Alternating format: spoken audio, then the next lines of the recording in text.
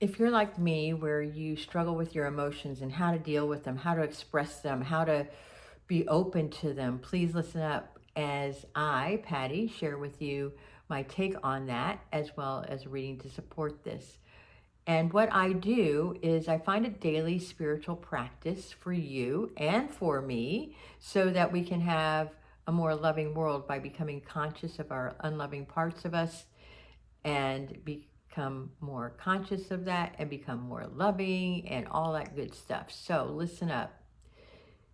A book was written back in the 90s by this beautiful woman named Candace Pert. She was a scientist at the National Institutes of Health. And she wrote this book called Molecules of Emotion, in which she realized and studied how our thoughts are part of a network of systems within our body. And so when we have this thought, we have these neuropeptides that come and run and find a hormone. So that hormone will start cascading hundreds of thousands of these chemicals in our bodies, and then we become addicted to them.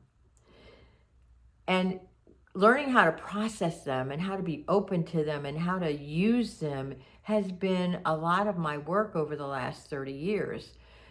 The biggest thing I know to do right now is just to keep my mouth shut. But how do I deal with my feelings when I am triggered?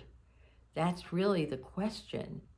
And because a lot of times what happens is we have these experiences in life that come right into us, and then we judge them good or bad. And if they're good, we feel joyful and happy and we feel really great. And if the experience is negative and we don't like what we see or feel, then we judge it and then we become bitter and angry, resentful, and then we keep thinking that thought over and over again. And by the way, you've had these since you were a youngster, and there are layers of these emotions. So I'm just sharing with you what I know, not what I believe to be true. What I know is true for me, and I want to share that with you. So when an experience comes into you, whether it is somebody saying something mean about you, somebody being mean to you, some offhand remark that might turn into a huge experience where somebody yells at you. What I know is when I have an unpleasant experience, what works for me is just to keep my mouth shut. So for example, I'd say, oh, isn't that interesting? Rather than trying to get in, because what happens in that moment when I am triggered, I really want to give somebody a piece of my mind. I know you do too, because I've experienced it. And instead of giving a piece of my mind to someone, I'm choosing to give a piece of my heart, a part that loves them, that can see that person in a loving way because they're in whatever denial or whatever situation they're in. My need to be right and my need to hold on, all my needs are what gets me in trouble. So when you think about the feelings that come in, you have a choice. And this is the process. You have a choice. Viktor Frankl talks about this. Between stimulus and response, there is a gap. And in that gap, you can make a choice. But that sometimes it just goes from 0 to 10 in a millisecond, and we don't know about it. So this is a practice, a spiritual practice of being steady. So whatever comes in, I'm okay with what comes in, and I accept it as it is, and then I make a choice. A really hard practice, a really difficult practice. So I can choose to just keep my mouth shut. That is my practice.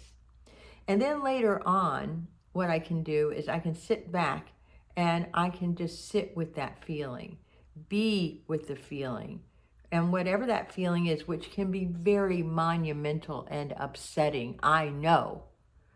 But to sit with that dysregulation in my body and breathe into it and calm it down and nurture it and just sit with it and become the observer. Sit and just watch your emotion.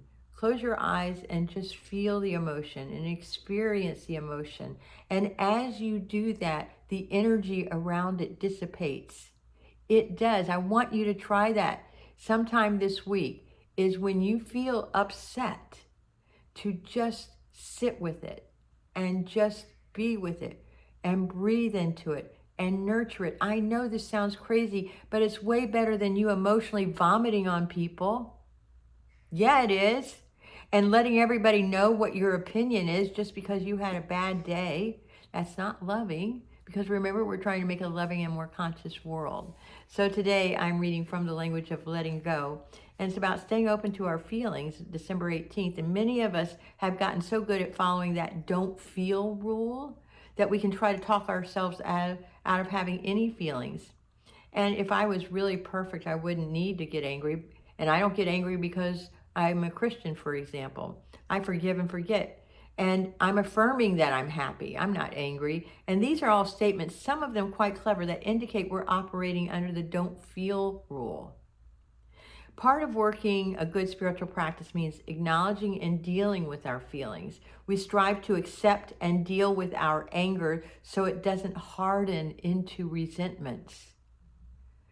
We don't use our spiritual practice as an excuse to shut down our emotions. Yes, we are striving for forgiveness, but we still want to feel, listen to, and stay with our feelings until it is time to release them appropriately. And our higher power created the emotional parts of ourselves, and God is not telling us not to feel. It's our dysfunctional systems. We also need to be careful how we use our affirmations.